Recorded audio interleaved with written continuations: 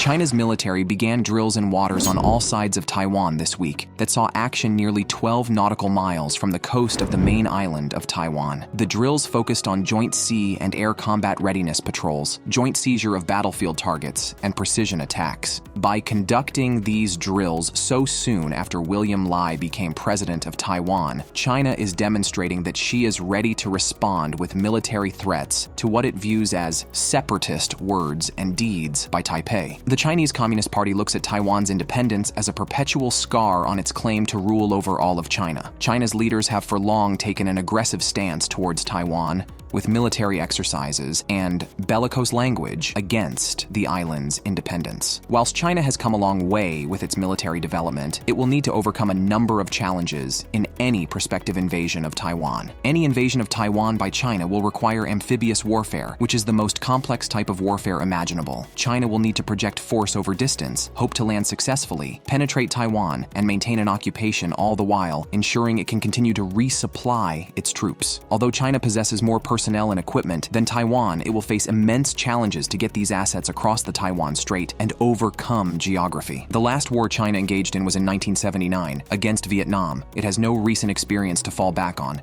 British Prime Minister Rishi Sunak has called for a general election on the 4th of July, earlier than expected. After months of speculation, the British Parliament will be formally dissolved on the 30th of May. After 14 years of Conservative rule, the Tories are deeply unpopular, with 70 members of Parliament already announcing they will not be contesting their seats, as the writing is on the wall for the Tories to receive a heavy defeat. The opposition Labour Party has been leading with a 20-point lead in the polls for months and is widely expected to comfortably win the election. Whilst the spectacle of an election will likely deflect from global issues, the outcome of the elections will change little of the domestic and strategic issues the UK is facing. Britain has been governed by the Conservatives since 2010. A decade of austerity, followed by a COVID-era borrowing binge, has meant that the National Health Service, schools, the welfare system, and other public services are crying out for money, with the national debt over 100% of GDP. Another round of spending cuts is very likely, which will be deeply unpopular with the public.